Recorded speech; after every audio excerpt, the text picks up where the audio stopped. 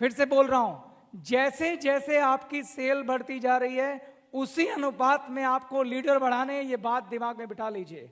अगर ऐसा होगा, आप खुद सोच के देखिए, कभी नहीं होगा कि आपकी सेल नीचे आ जाए, कभी नहीं होगा आपका चेक नीचे आ जाए, वो सिर्फ ऊपर ऊपर ऊपर और ऊपर जाएगा।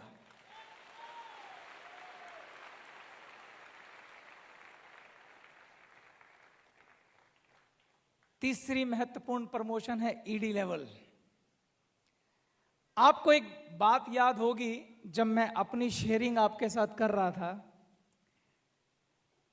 मैंने कहा कि मुझे अपनी गलतियों को ढूंढना था कि मेरा नेटवर्क कोलैप्स क्यों हुआ। बताएंगे मैंने कैसे ढूंढा, कैसे मैंने पता लगाया कि मेरी क्या गलतियां हैं? मैं बता चुका हूं आपको। क्या किया था मैंने? अपने रिकॉर्ड्स चेक किए थे। अगर मैंने रिकॉर्ड्स नहीं बनाए होते, अगर मैं रजिस्टर में नहीं लिखता होता, अगर मैंने जानकारियां नहीं लिखी होती, तो मैं कभी उस कंक्लूजन पे नहीं पहुंच पाता कि आखिर गलती हुई कहां। ईडी लेवल एक ऐसा लेवल है जहां पर आपको अपने डाउनलाइन के रिकॉर्ड्स रखने चाहिए, हालांकि पीडी को भी रखने चाहिए, पर ईडी को कंपलसरी रखने चाहिए। ईडी एक सेमी लेवल का लीडर होता है। जहां भी प्रेजेंटेशन चल रही है, ईडी के पास अपना रजिस्टर होना चाहिए। जितने गेस्ट आ रहे हैं, किसने इंट्रोड्यूस किया, उन गेस्ट की डिटेल उसको लिखनी चाहिए। कितनी सेल हुई उसको लिखनी चाहिए, कितना रिटेल हुआ उसको लिखना चाहिए। इनके बंधे बधाए फॉर्मेट हैं, किताबों में दिए हुए हैं, आपको सिर्फ बनाने और लिखने हैं। आपकी नजर हमेशा रहनी चाहिए कि आपका सेल वर्सेस गेस्ट का रेशो क्या है। कितने गेस्ट आ रहे हैं, कितनी सेल हो रही है। अगर ये रेशो ज्यादा हो गया तो इसका मतलब आपको सोचना चाहिए कोई गड़बड़ है। या तो कोल्ड मार्केट में काम हो रहा है, या अप्रोच में गड़बड़ है, या कुछ और गड़बड़ है। उसके लिए अपलाइन के साथ बैठ के डिस्कस किया जाए। लेकिन ये तभी आप पता लगा पाएंगे जब आपकी नजर रहेगी कि गेस्ट और सेल का रेशो क्या है, कितने गेस्ट पे कितनी सेल हो रही है। और आपको क्या रिकॉर्ड रखना चाहिए?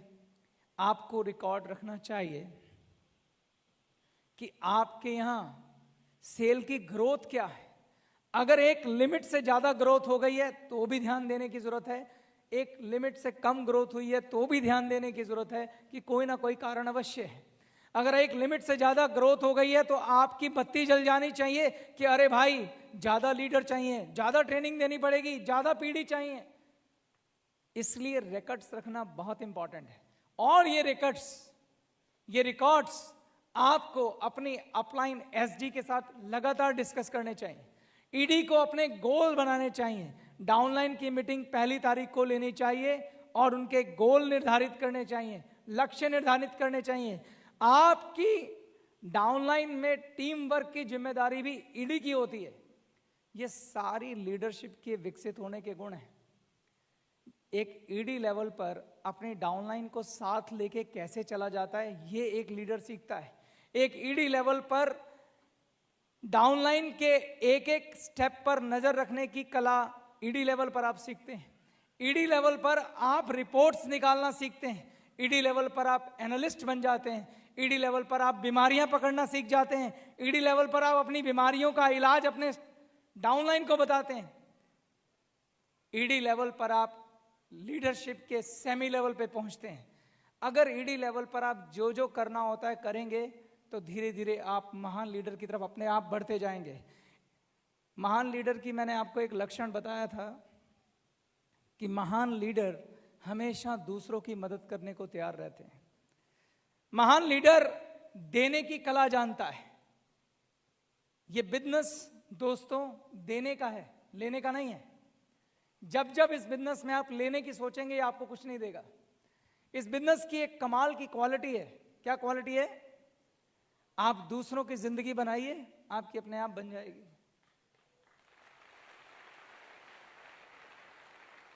तो महान लीडर हमेशा अपनी डाउनलाइन के प्रमोशन की बात करते हैं, they never talk about their own promotion. वो कभी अपने प्रमोशन की बात नहीं करते। प्रमोशन अपना ना होता हो ना हो, लेकिन वो डाउनलाइन के प्रमोशन के लिए जान लड़ा देते हैं। ईडी लेवल पर ये सीखने की आवश्यकता है। वो गोल बनाते हैं तो ये नहीं कहते कि मुझे एसडी बनना है, वो ये कहते हैं कि मेरे नीचे जितने पीडी हैं इनको ईडी बनाना है। वो जब गोल बनाते हैं तो अपना गोल नहीं बनाते, अपनी डाउनलाइन के लिए गोल बनाते हैं। ऐसा लीडर आपको तैयार करना चाहिए, ऐसा माहौल आपको तैयार करना चाहिए। एसडी लेवल पर जब आप पहुंचते हैं तो आप मास प्रेजेंटेशन कंडक्ट करते हैं। 2-4 एसडी मिलकर मास प्रेजेंटेशन कंडक्ट करते हैं, वहाँ पे शेयरिंग करते हैं, पूरा का पूरा फंक्शन ऑर्गेनाइज करते हैं। यहाँ पर ये लीडरशिप का अगला गुण आपके अंदर आता है कि ऐसे फंक्शन को ऑर्गेनाइज कैसे किया जाता है, किस प्रकार की समस्याएं आती हैं, किन लोगों से मिलना होता है इतने बड़े फंक्शन को ऑर्गेनाइज करने के लिए। इससे आपके अंदर मैनेजमेंट की फीलिंग आती है, कॉन्फिडेंस आता है, आप एक अच्छे वक्ता बनते हैं, आप अच्छे बोलने वाले बनते हैं, क्योंकि इतनी सारी पब्लिक को आप एक साथ फेस करने लग गए हैं। मैंने आपसे बोला कि अगर एक व्यक्ति जो कभी स्टेज पे चढ़ा नहीं और उसको मैं बोलूं कि यहां पर आके भाषण दो, लाते कांप जाएंगी। अगर मैं आपको लगता है कि थोड़ा सा भी अच्छा बोल पा रहा हूं तो मैं आपको ईमानदारी से एक बात कहता हूं। यहां पे कुछ लोग जैसे मेरा दोस्त संजीव छिब्बर इस बात को अच्छे से जानता है, क्योंकि वो उस बात का गवाह है कि जब मैं पहली बार शेयरिंग करने चढ़ा था तो मेरी जबान लड़खड़ा गई थी, मैं अपना नाम ठीक से बोल नहीं पाया था। मैं कोई बॉर्न लीडर नहीं हूं, मैं कोई बॉर्न वक्ता नहीं हूं, मैं कोई पैदाशी वक्ता नहीं हूं। मुझे इसी भूमि ने वक्ता बनाया है और आपको भी बनाएगी, मेरी गारंटी आपसे।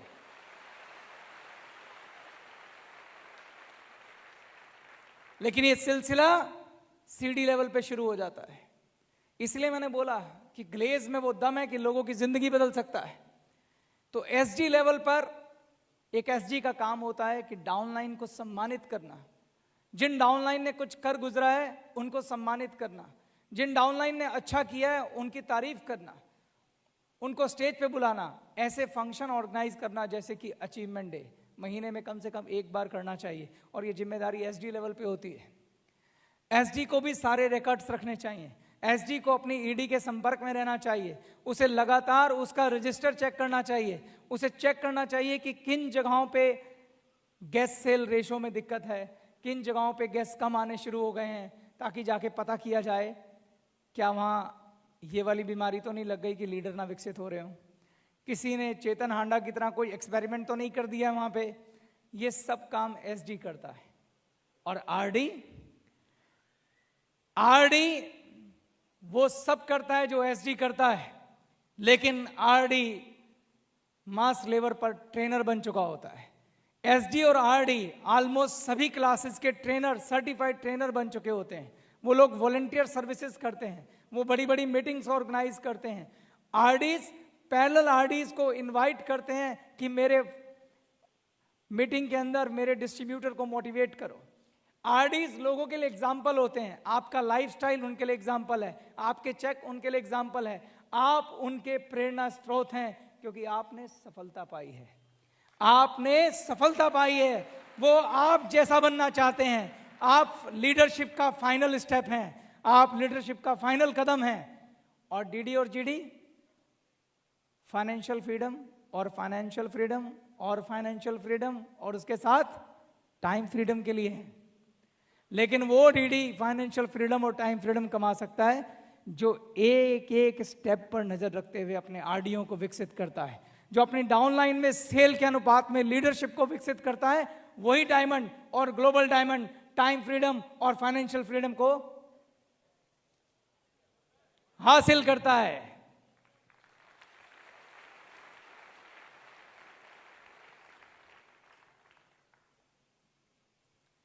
दोस्तों, आप सभी आरडी, डीडी या जीडीडी लेवल पर हैं। मैं अच्छे से जानता हूं कि जो मेरे साथ हुआ, कहीं ना कहीं कुछ लोग यहां बैठे होंगे जिनके साथ ये सब हुआ होगा। मैं आप लोगों के लिए फिर से एक शेर बोलता हूं, गिरते हैं शेर सवार ही मैदान जंग में, गिरते हैं शेर सवार ही, एक बार फिर से, गिरते हैं शेर सवार ही, वो तिफल क्या जो घुटनों के बल चले।